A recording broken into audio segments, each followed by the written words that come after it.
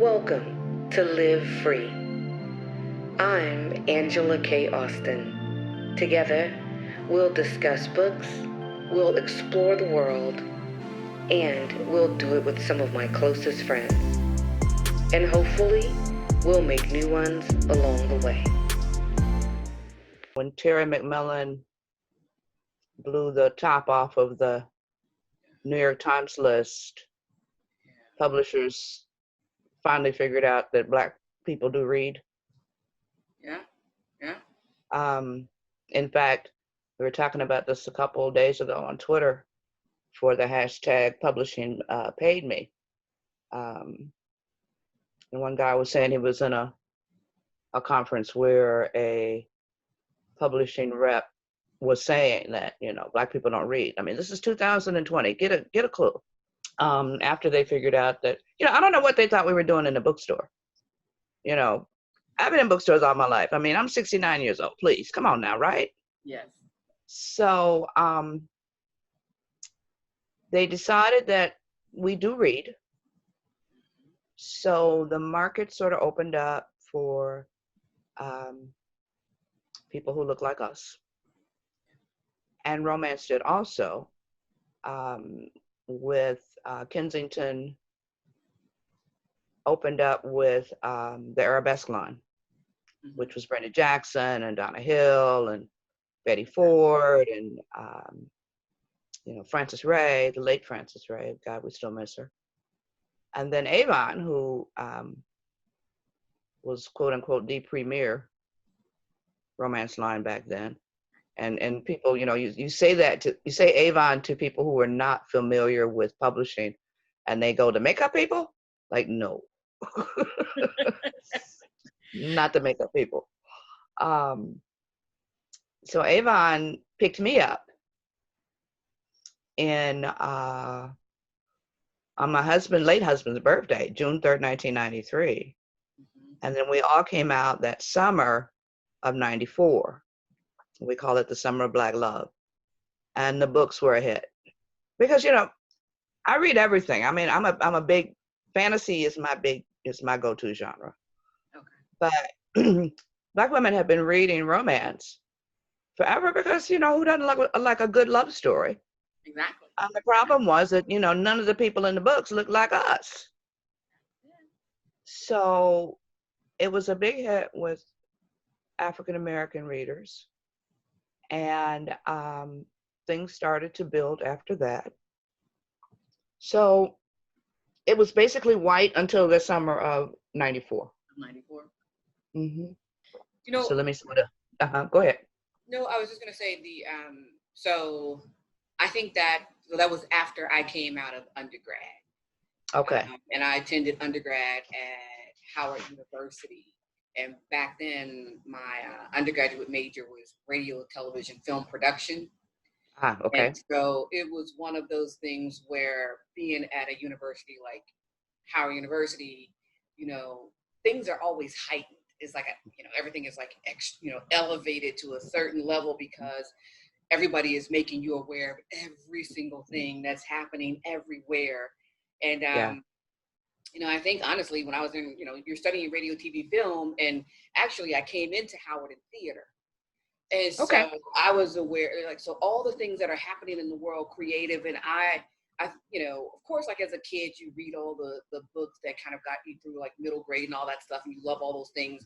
But like you say, you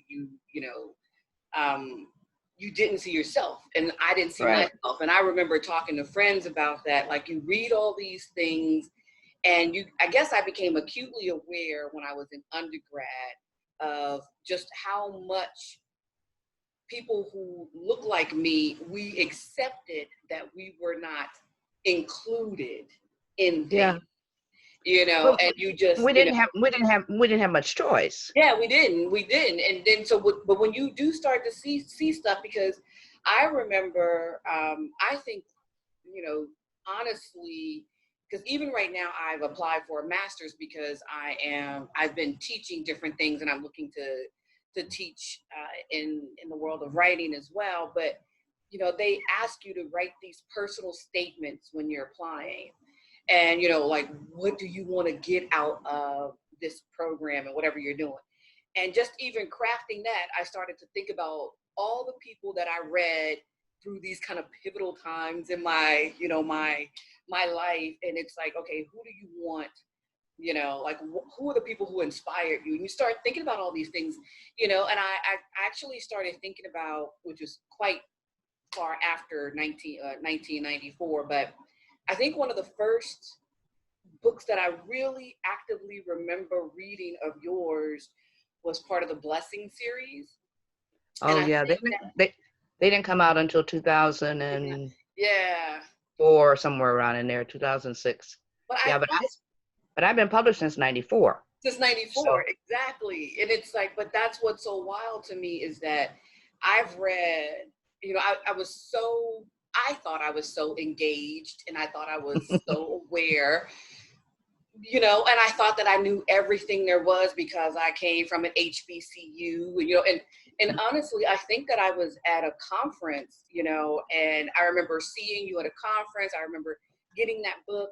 And, you know, one of the things that I remember most about it is I remember how it made me go and do some research yeah, because yeah, I was like, is this a real place? Is this, you know, like, are these real people? I remember how like reading that made me want to like know some other things. And as I was writing this personal statement for this next stage in my life, I remember, you know, I was thinking about like, that's the kind of stuff that I want to be able to do, is not only craft these stories that, you know, what, you know, whether we're talking about you, Miss Beverly Jenkins, or we're talking about Brenda Jackson, we're talking about Maya Angelou, whoever we're talking about, writing these stories that are not only engaging, good stories, great stories, but also stories that, for me, that story, I mean, I was like, is this a real city? Who are these people? And I started digging into all the detail.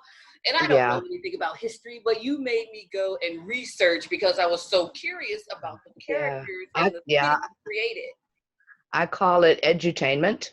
Yes, I read that on something. Yeah. Yeah, entertainment and education.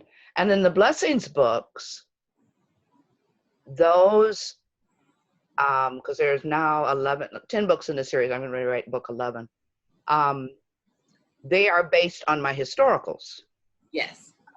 My first book was set in that town in the 1882, 83, after the Great Exodus of 1879, Yes. when after the Reconstruction was gutted, and this was the first mass migration of Black folks out of the South. This was before the Great Migration of 1900, where people went north. Well, 1879, they went west. They went into Kansas, and they went into Nebraska, and they went into Colorado. So my first book is based on those folks and towns like Nicodemus, which is now in the National Registry for Historic Places. So you take that history and you build stories on top of that. And you not only entertain, but you also educate. Yeah. Yeah. And it's, and there's no test on Friday. So, it's all good. Yeah, you do the research if you really want to know. But Yeah. what, as I was preparing for this interview with you, of course, I'm like trying to do my due diligence and trying to do my research. I appreciate it. But I was looking at, and I heard that quote before about the edutainment, but what does it feel like? Because I saw that, like, especially when you take your readers on tours and you go on these historical tours and whatnot, what does that feel like to you to see history literally come to life for some people as you are walking them through not only just the pages of your book that they read, but just seeing it come to life in their faces as they're traveling this path with you and learning, what you've learned as you wrote those stories? It's an amazing thing because my girlfriends tell me that, I really have no sense of how important my stuff is. These women have gone from being readers to sisters of my heart.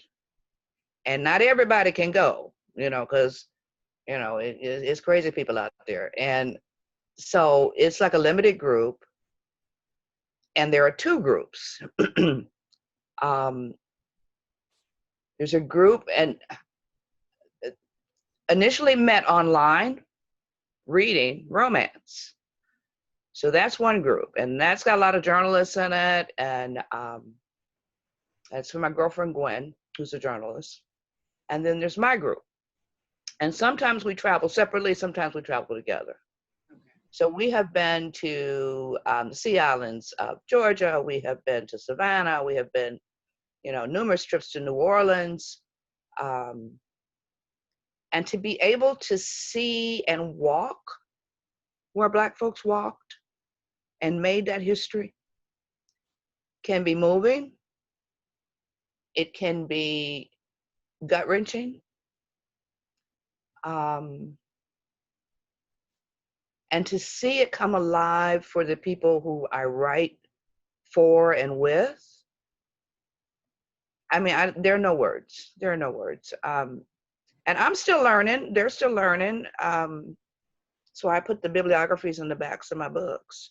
Yeah. So that, because I got not pushback, but questions after the first book asking me, well, did Black people really do this? Mm. Yes. Yeah. Here's the list of stuff that I used.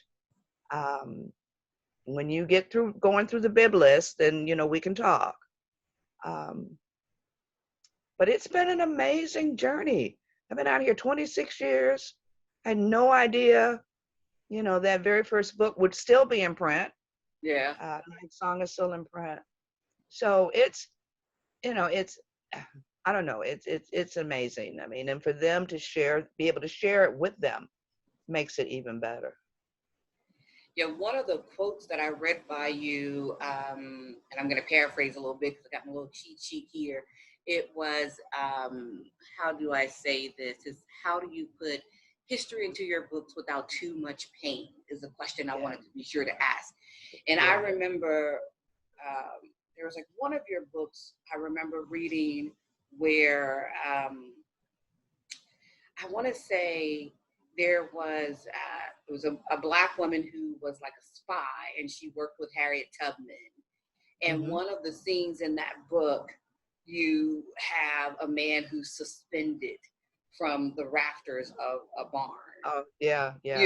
And so when you say something like, telling history, around this kind of pain, that's an art form, Beverly. Well, you want to, you want to be able, to entertain, but you don't want to gloss over the seriousness and what the ancestors actually went through. Exactly. I tell my readers that a lot of times I do the crying for them. Yes. And I will, sometimes I just have to walk away from it. But to try and convey it to them so that they will get the seriousness of it, the truth of it, but also continue to read so that they can read the story that the story is the story that's painted against the history. Sometimes I overdo it. We call it info dump, where you just dump all this information in. But the early books, because we didn't know that much about the history, I'm probably guilty of doing the info dumps for the first like 4 or 5 books, but I didn't feel it deterred the story, because we were so fascinated by this history that we never learned.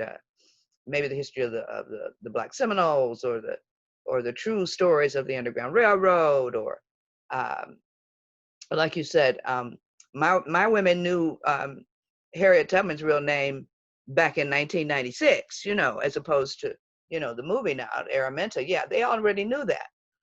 So I feel it's my, I don't know, testimony, my mission to spread the good news of that history while giving you a story that you can put in your heart.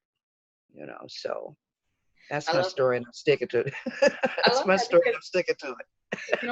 it can definitely be hard to look at what's on some of the pages, and I don't know, to be able to make your way through to the Mm-hmm. end, Mm-hmm. but I Mm-hmm. do love the fact that you don't what I would call just kind of like whitewash it away as I if can't do that's that. not a part of the history.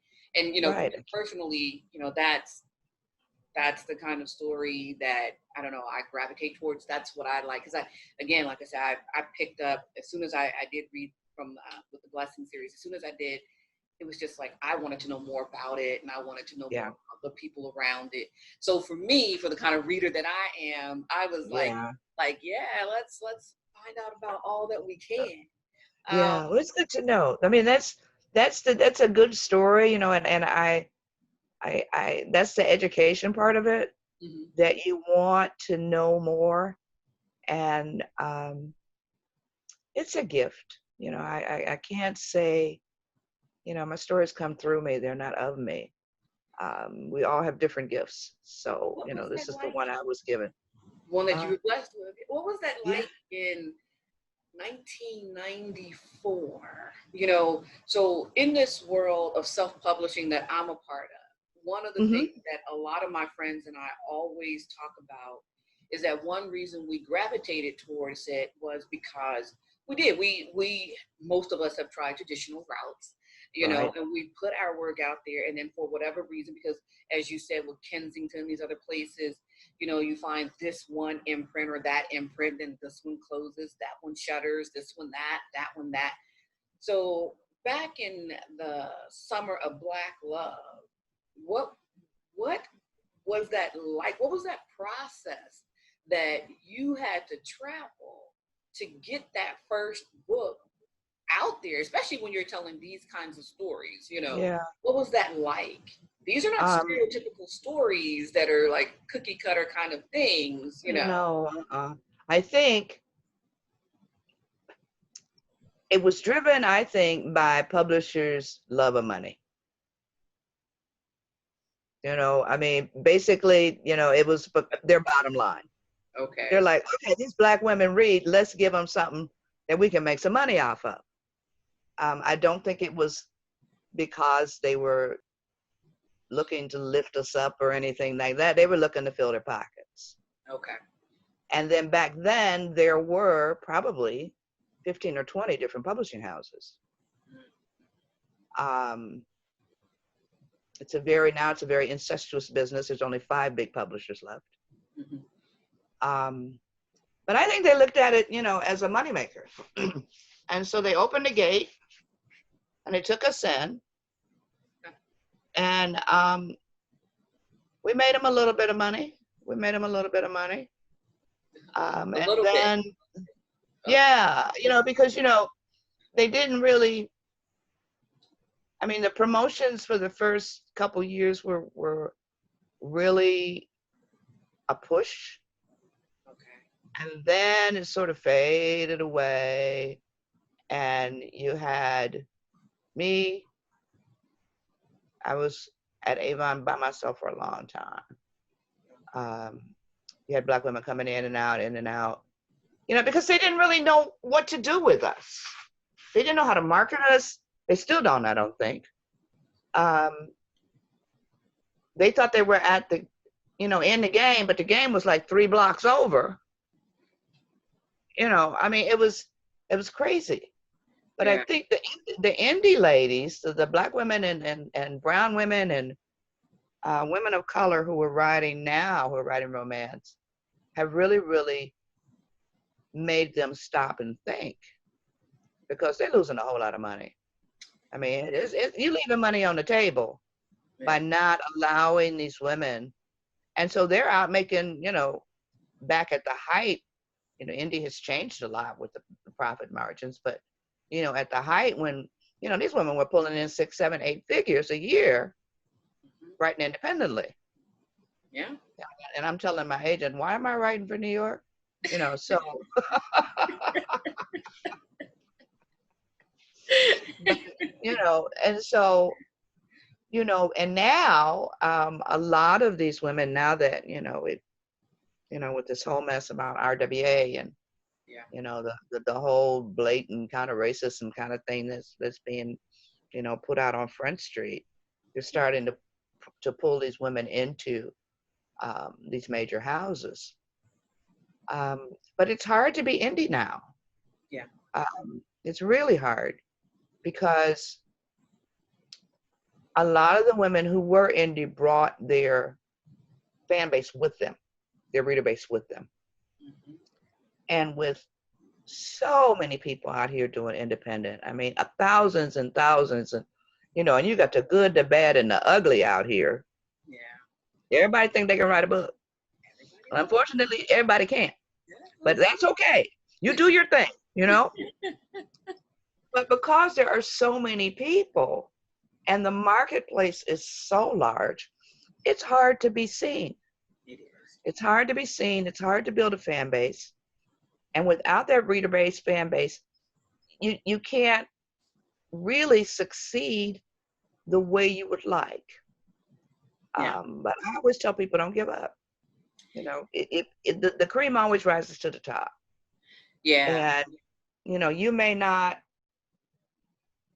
build as big a base as maybe you could 15 years ago, but that doesn't mean that you can't keep trying. Mm-hmm. Never give up. That's something that I always call them my tribe, my self-published, my indie friends and I. We talk Your about crew. My crew. Your crew. We get together like once a week and we talk about everything from, marketing to, new tools that are out there to help us with editing and whatnot.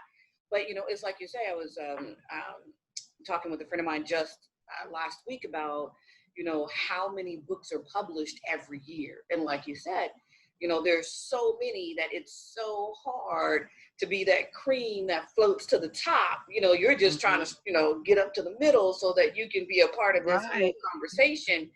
But then, like you said, when there are strong indie authors who do float to the middle, float to the top, they do get plucked out by those mainstream publishers who pull them out and they move on, and kind of, some of them leave that indie world behind, some don't. A lot of them don't. We call them hybrids. Yes. They are not, these women are very, very savvy, especially in romance, because, we're the biggest market.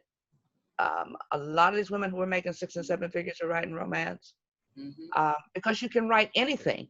Yes. You can write the paranormal, you can write the mysteries, you can write, and the fan base is there. But a lot of these women who have gone to these big houses continue to do indie on the side because that's the moneymaker. And they have the freedom, not that, I've been blessed. I can write, my publisher don't care what I write. I write, play in all the sandboxes. But it also allows those young women to write what they want to write as indie. One of my girlfriends who's really successful, she said, she writes for a major publisher, but she also kept her indie. She said, because that's my travel money. I'm going to, that's my going to Italy every year money, or, cruising, the Danube or whatever, or going to Mexico. So there is a way to do both. And they are very, very blessed. And the hardest working women I know, they make me tired just being around them. Because, basically I'm just like, okay, 1 book a year, 2 books a year. That's a lot for me. But yeah, you've been doing it almost 30 years. Almost 30 years. Almost 30 years, and I came up at a time where, you got 1 book a year and you had all year to, to fuck around and do this and not worry about discipline and all that. And now here come these young girls and they putting out 6, 7, 8 books a year. And I'm like, really? In the indie world, you get lost. You've got to keep up with it. I'm like, it's crazy. But I actually do remember Letitia Lovely. I saw her speak one time, had the opportunity to have a conversation with her. And she was like, that's exactly what she does. You have to stay in the game on all sides.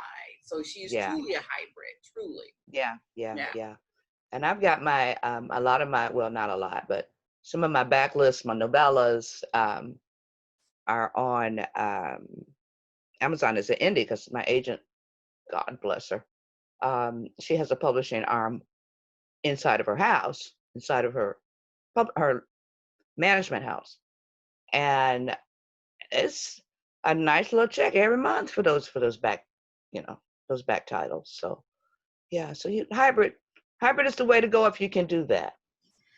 It would be, I think it's a goal for so many people who are in the indie world, because you do get to continue to kind of own some stuff. Then you also have that distribution of that larger house behind you as well. Exactly. You have the marketing behind you. Exactly. All that heavy lifting yourself. Yeah, because I'm too lazy to do that. I'm like, okay, no, all I want to do is write. Y'all take care of that stuff over there. Call me when I need to show up someplace. So yeah. Well, see, that's a blessing. That's a blessing, Madam Beverly. Hard working to get to this point, though, too. So 30 years. 30 years.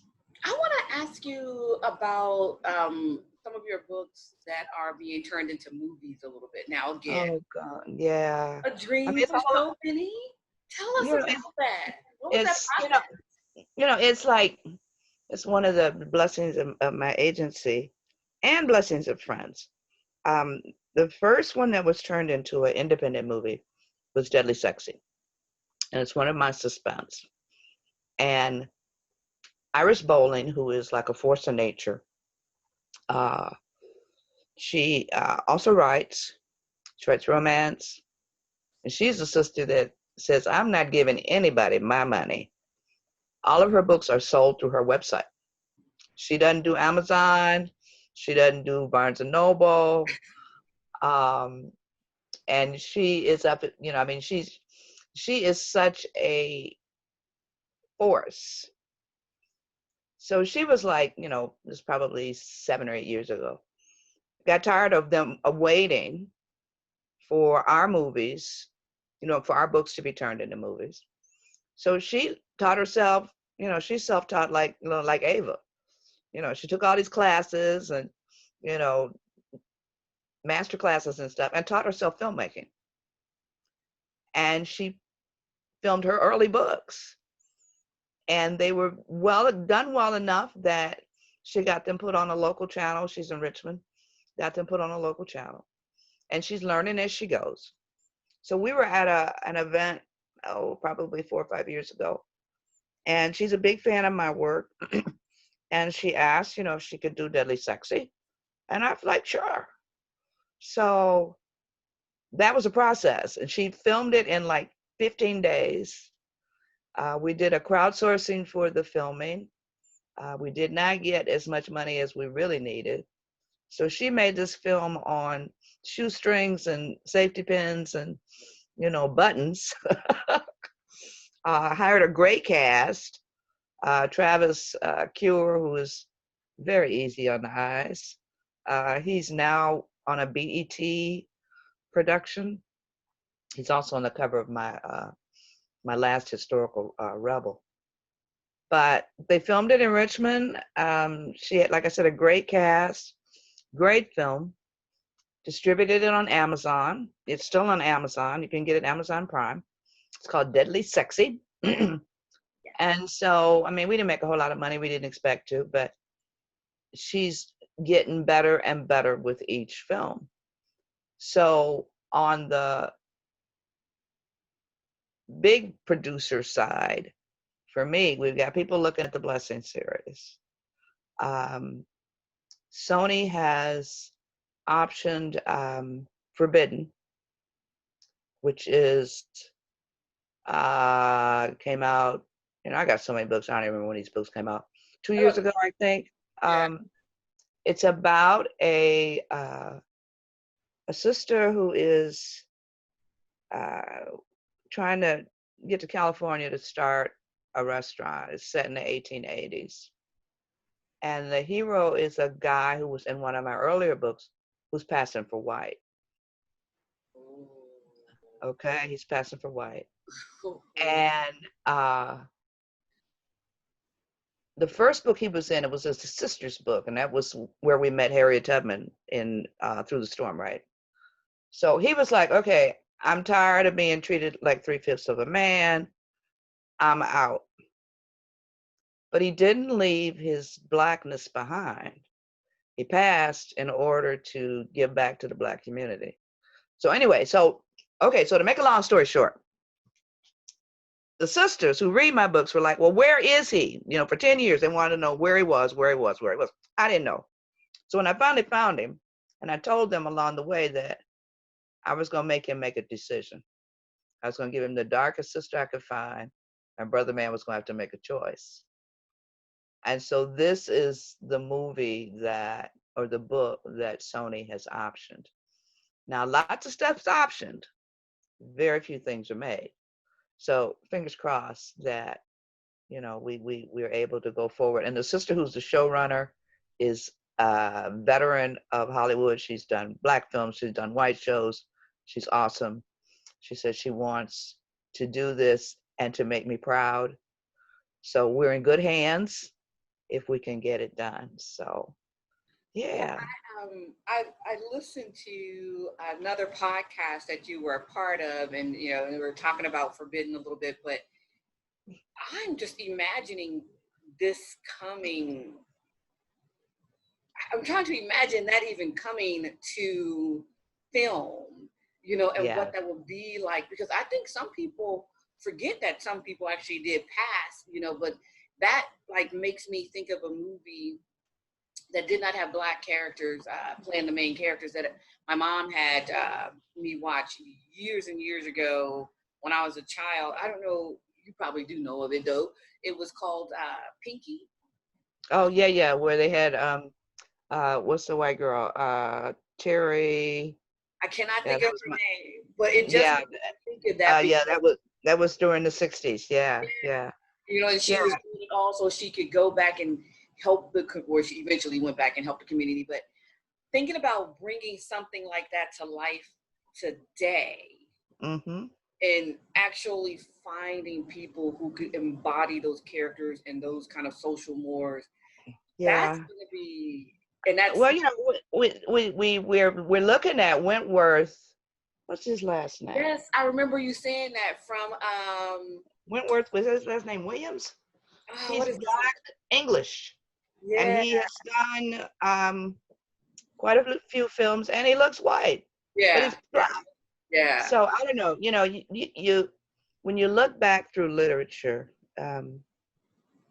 most of the stuff that's written about um, people who can pass for white, you know, it's the whole tragic mulatto trope. And oh my God, they're so angst filled and they don't know what to do and who they are and all of this. And a lot of them wind up killing themselves. I mean, it's just, and I don't do stereotypes. yeah, So I said, what if we take this brother? And yeah, he's passing, but he ain't forgot he Black. So he's using his privilege to give out loans to Black people who can't get a loan from the bank. He's using his privilege to help build schools. He's working with an orphanage. I mean, doing all of the things that a community needs somebody with privilege to help with. And then, like I said, this sister comes into his life, and brother man he's like, okay, what am I gonna do now? You know, so it's an interesting twist on what, like I said, the tragic mulatto trope that has played out in literature for the last 150 years. So, you know, when sometimes, you know, that's what, because it's not stereotypical, because people do have to make real choices, because these are like things that in that day, in that time, there's a woman who's coming to mind who was a Black woman who, I think her story may have been a little bit different, but she was like one of the first Black millionaires in history. But she was a woman who, I think for a fair amount of time, she did pass while she was acquiring her wealth. but Okay. but then she kind of, I can't think of her name right now, but Yeah. just as I do my own research and my own storytelling, I come across like different stories like that. I even, Hmm. remember, just like different ways that slaves even escaped, Yeah. some slaves who were able to like just kind of pass right on down the street because people weren't, Yeah. like a second look at them. So that is, I'm of the opinion that that's something that, like, again, like I would like, and I would love to see them bring that to a movie and not change it. Well, you don't So have any does it? control after. Yeah, you Yeah, don't have control after you sign the papers. But yeah, I think some of the reasons that my stories resonate with readers is because, for so long our history has been given to us by Hollywood. yeah. And we have this very, very limited, some people, very, very limited view of who we were, what we did, what we accomplished. Um, so you have that whole 19th century that was filled with all kinds of stuff. I mean, it was filled with the lynchings and, the Red Summer of 1919 and all of that. But we built colleges. We had birthday parties. We lived. And that's, I think, what's missing from the mainstream depiction of our story is that they just want us to focus on the pain. We know the pain. We live in the pain every day. Why are we out in the streets right now? Because of that pain. So there are other stories on top of that pain. And a lot of it had to do with love.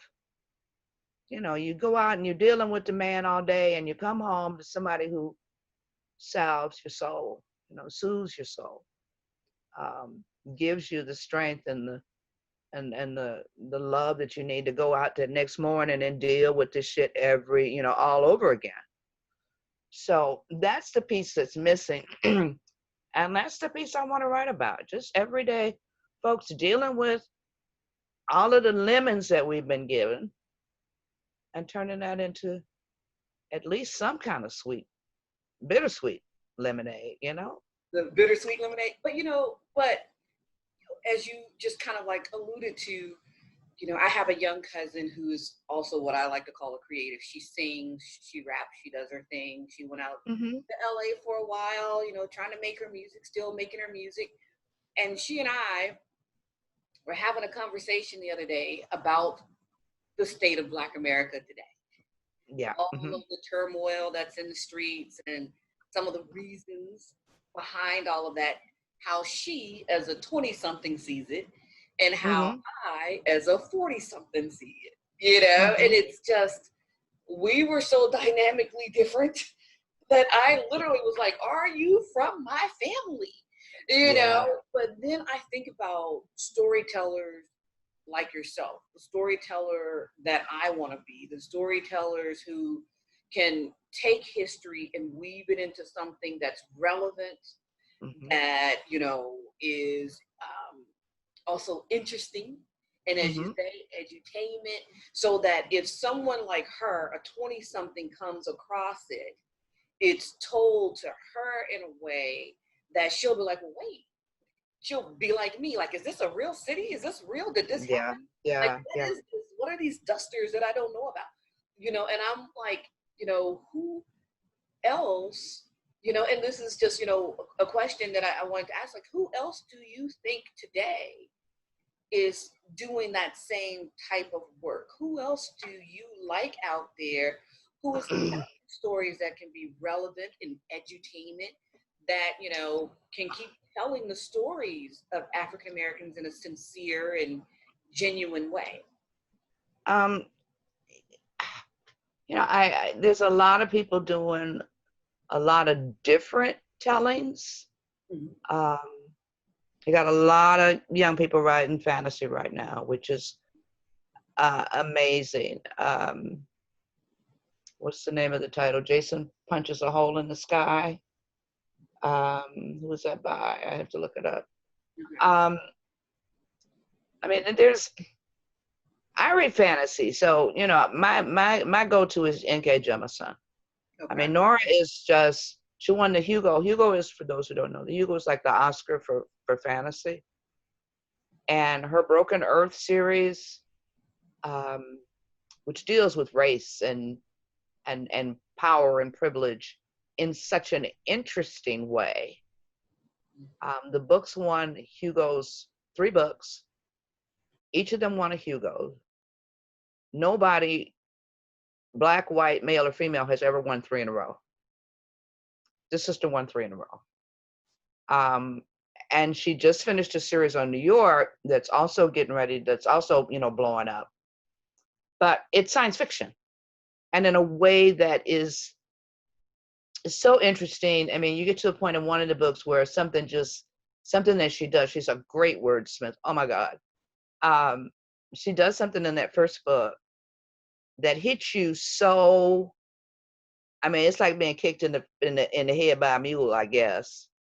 I had to put the book down. I'm like, no, she didn't do that.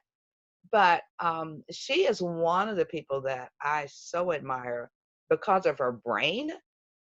I mean, to be able to concoct these kinds of stories and still make them relevant so that that it's about race and class and privilege.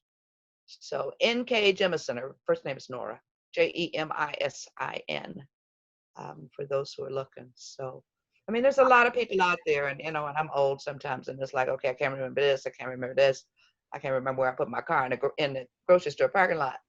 But if you're on Twitter, there's a lot of people out there. Just look for it.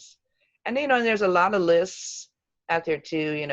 The best black fantasy, the best black this, the best black that, and go through those lists and find what you want. So I'll have to check her out because I like fantasy, I like sci-fi, I like to write it, I like to read it, but I like to cross across a lot of different things. But I just really thought about that because if I can learn from stuff, and as I sat there and argued with my younger cousin who was not seeing it from my point of view, right, hey, we need to go back, and because we've missed some steps here. There's some things that you don't know about our history that I need you to know.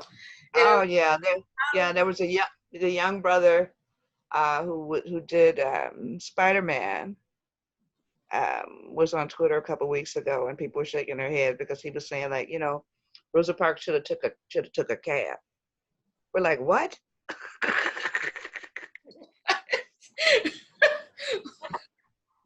Oh my God, should we laugh at that? That's crazy. What is that? Girl. But for me, it's wonderful because I'm on my 4th generation of readers. I've got young women at Howard who are reading my books. I've got young women at UCLA who are reading my books. So some of them are getting the truth from a lot of, not just from me, but from a lot of various sources. Yeah. They're keeping up with April Ryan on Twitter. They're listening to Catherine Bates on NPR. They're listening to Callie Crosley out in Boston on WGBH. But there's a gap. There's a big gap, and and I can't help you. It's the stuff's out there. If you don't want to read it, that's okay. But don't argue with me about stuff that I know that you don't know nothing about. Yeah. So anyway. And that's exactly what it was. I was sitting there arguing with her, and I would say things like, how can you think that? What about redlining? And what about this? And what about, she was like, what are you talking about? I'm like, oh my God. Yeah. Like, why are we having this conversation if you don't know these things? Yeah, they think they know. I mean, they don't even know what they don't know, right? Yeah, that's so what anyway, that's what I realized. Like, they'll figure it out. This kind of They'll figure it out. Yeah, that maybe. But that brings me to another question. So, like you were saying, you have, readers who are, like you say, 4th generation and whatnot. You've got readers from all across this country and other countries. What must that feel like to you? Does that feel like a weight on your shoulders? Does that feel like a burden, or No, does it feel like, you know? It's just, like I said, my girlfriend said, I have no idea how important I am. You know, I to believe I'm that. just writing. I'm just writing. You know, I'm blessed. It's a gift to me. I'm blessed. I'm in my pajamas all day. I don't have to leave my house. But I just love what I do. I just like, and people are actually buying my stories. I'm blown away every time a book comes out. Um, but yeah, my girlfriends tell me I don't know how important I am, and I guess that's a good thing, because I have been places where big time authors have shown their behinds. And I don't ever want to be in a position that I think so highly of myself that I forget who's paying my mortgage. Okay. That is an amazing way to think about it, because it's really weird, because on your level, I can only imagine who you bump into, and I can only imagine, what that feel, or what those individual personalities are like. But even where I am in the stratosphere of self-publishing and indie publishing, you bump into people and you're like, why do we have these attitudes? What's really happening? Like, what happened that I don't know about, and it's because even when I created this podcast and YouTube channel, it was because I work with a group here in Memphis called the Memphis Black Arts Alliance. Okay. And with that organization in Memphis is an organization that's been around for, I just want to say, right around 100 years. Okay. And a lot of the organizations here in Memphis, be it ballet, theater, what have you, they all started in this little firehouse. You go and look at it, and it's literally an old firehouse, so you can see what they have. Like, I love it. So it's like, it's always been about collaboration at that organization. And I've worked with them to do things like teaching classes on self-publishing and stuff like that. Right, yeah. I've always kind of been of that mindset of collaboration and what have you, even to the point where when I reached out to you, I was telling my friend, it's like, oh, I started this podcast, this YouTube channel. I'm going to reach out to Beverly Jenkins, and I'm going to reach out to, I have my list of people that I'm going to reach out to. And I was like, can't say nothing but no. Yeah. It was so hilarious. I was so full of myself. I was like, girl, I can't say nothing but no. I don't know. But it was hilarious, because when you said yes, I was like, wait. Did I reach out to the right Beverly Jenkins? Like, I was going back to check the account to make sure I reached out to the right people.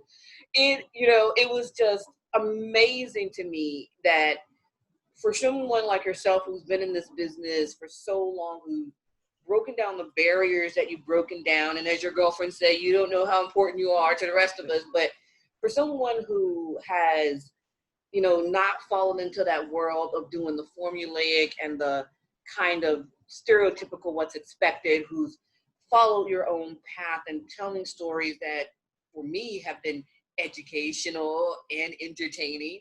And I know for so many others, but it's just, for someone who has been doing all of that work, and for, me, who's kind of at this beginning of my journey, to be able to reach out to you and to have you say yes, when, so many other people have said no. And I'm like, okay, I got my list. We're going to hit these wish list people, and we're going to do this. It blows my mind, because it's just such a privilege and an honor to be able to have this conversation with you, but that I really just wanted to express that, because there's no way I can have this conversation without being able to express that, because it would just happen.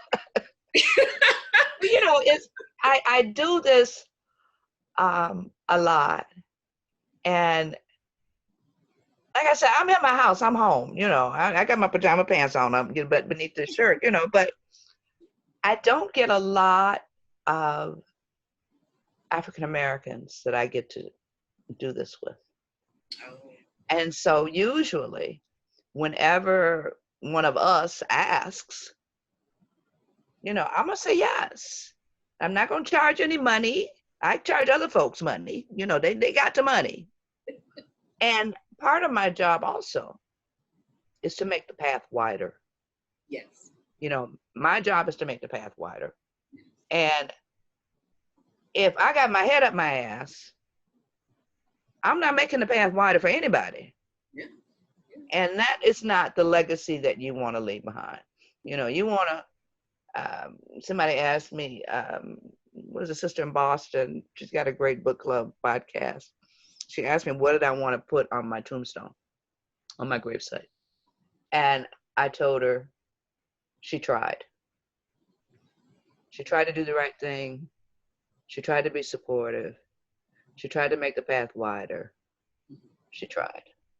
So that's all I'm doing, is trying to help, So there are people out there that's not being helpful, so I don't want to sit with them. I want to sit on the other side with the people who Mr. Rogers say, look for the helpers. Yeah. I want to be one of the helpers. I'm so fortunate that you want to be one of the helpers. I appreciate, and it's like it's always, I think it's always good that when there's somebody that you admire and somebody that you enjoy, the work that they've done, and you look at the path that they've carved out, and then when you do get that opportunity to reach out and have that conversation, it's really pretty cool when they end up being as you hope they would be. Yeah, because there's a lot of people out there, you'd be like, oh my God. Yeah. But I still tell people, I say, if I ever am out in public acting like I ain't got no damn sense, I tell people, I say, get in line behind my 5 sisters. I had 6 aunts at that time, my 6 nieces, and all my girlfriends. And y'all just slap the shit out of me until I come back to myself. That's all I ask, because obviously I've lost my mind. Yeah. It doesn't hurt to be nice to people. It doesn't. It doesn't help. It doesn't hurt to inspire. I think, my hope, is that people who are watching this YouTube channel and people who are listening to this podcast, mm-hmm. Because there's so many people that I bump into and they're like, oh my God, you have a book published. I'm like, yeah, I published it myself. You can publish a book too. I can show you how to do it. I had a friend of my mother's, before my mom passed, a friend of my mom's, my mother had connected me with her because she worked with a vanity press and signed a contract with them for about $7,000 to. Oh my God, no. Her book. And I was like, well, you know what? I can help you publish that book. It's like, you don't have to pay anybody $7,000. You don't have to pay anybody anything. Don't pay anybody anything to publish your book. Please stop it. Learn what you need to learn. Yeah. Yes. And it's like, but it was so funny because she and I were talking about it. And she was like, you know what, Angela, I went and I pulled that contract, because of the conversation that I had with you. Because she was like, she didn't realize that these steps, and that's what led me to teaching the self-publishing class. And then fast forward, that's what's leading me to this. Because, it's in hopes that if there are people out there who are still trying to figure out how to do this. And there are 1,000 of them, because I get a lot of them knocking on my door. So I'm going to start sending them to you. I also send them to Jane Friedman. Yeah. Who used to be a big, force in nature in publishing. Her website is awesome. Mm-hmm. Check her out also. But her name? Friedman. Friedman, just like it sounds. She's made, she had her own imprint. She was president of Writers Digest. All of the things. Okay. And now she's just committed to helping people get published, learn the business of publishing. And I think that's one of the important things that sometimes people are missing. As they write the book, they go like, what do I do now? And I'm like, okay, you need to learn as much as you can about the business of writing. Learn the difference between, traditional publishing and self-publishing. Learn how to query, learn how to pitch, learn how to, so you're doing a good thing, my dear.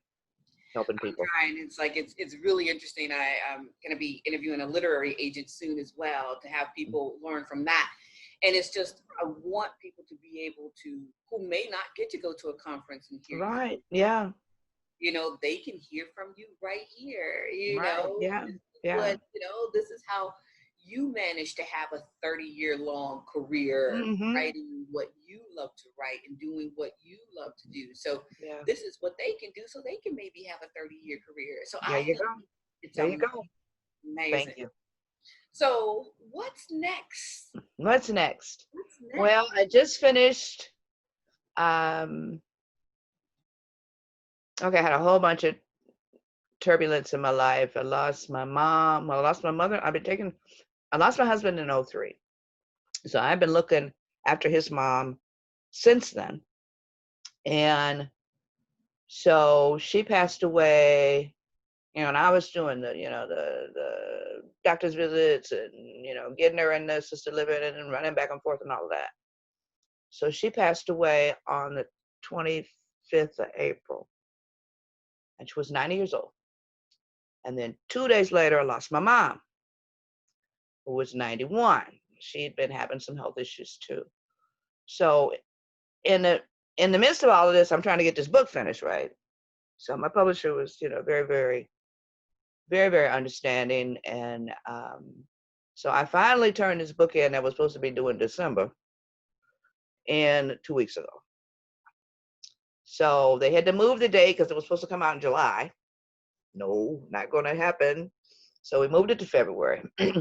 So right now, I'm doing nothing but trying to clean my house. It looks like I've been on deadline constantly for the last 5 years. So my house looks like a hazmat site.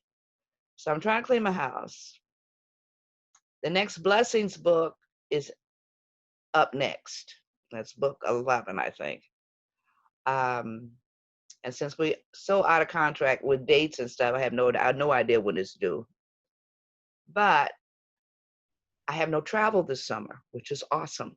Because usually I got 15, 20 dates a year where I'm traveling, trying to beat the bushes for readers, right? So with no travel, hopefully I can get my garden done so that the weeds don't win this year. I want to do some indie stuff because, like I said, I can publish it through my agent. And maybe not be scrambling trying to get, the next book to New York on time. It'd be nice if I could turn a book in on time. So that's what I'm doing. I'm just sort of chilling right now, Well, that's a lot of change. That's a lot of change. It is. It is. Yeah. I mean, I got all these flights that I was going to take. It's all backed up on my Delta account. So, if I do get a chance to travel, they already paid for. There's no airline is trying to give back any of that. Oh no. Well, they give you an e-ticket, Yeah. Yeah. So I got like 5 or 6 e-tickets just waiting, but I have to use them, I think, before the end of 21. I think Delta's getting ready to, I don't know. But I have so many frequent flyer miles. I got like 194,000 frequent flyer miles. My girlfriends and I went to Hawaii 4 years ago. A bunch of us, we this bunch of old heads. Like I said, we do this travel thing. My ticket to Hawaii cost me $9. That's what I'm talking about. I would love that. It's like a 16-hour flight for me for $9. That'd be amazing. Yeah, I know. That's how many frequent flyer miles I had. So it's like crazy. Crazy. Now, before we segue and get all your social media information and whatnot, let's just double back. Did you say you're about to help us elevate indie by doing some indie stuff? Yeah, I mean,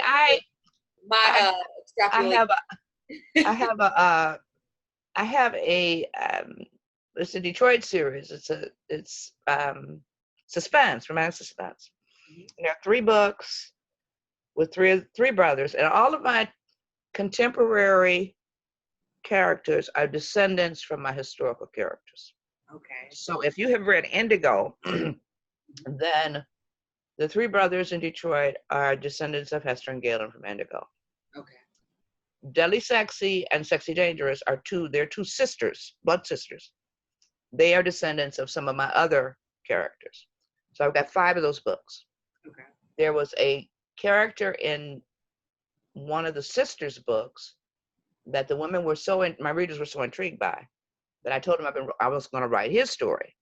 Well, I've been lying to them for the last 15 years about trying to get this book done, right? So I'm going to do that book. And they have been on me about, well, when are you going to do this? When are you going to win? And I'm like, I'm trying. I got to do the stuff that pays the mortgage first, right? So yeah, so I'm hoping, fingers crossed, to get that done this summer before I start the next contracted book, New York contracted book. So yeah, and and it's gonna be pure profit, because New York pays you 8%. Amazon Indie pays you 70. So like I said, I keep asking my editor, my agent, why am I writing for New York? So hopefully, we plan and God laughs sometimes. So I have discovered this as I was supposed to be. I was in Brazil when COVID-19 hit, and I was heading from Brazil to Portugal, and from there I was supposed to go to England, and from there I was supposed to go to Greece. Yeah. Because I'm transitioning from the States to England. So I was supposed to take this trip, and then, Yeah. And COVID-19, the universe, I think God was like, ha ha ha. Yeah, we plan God laughs. So yeah.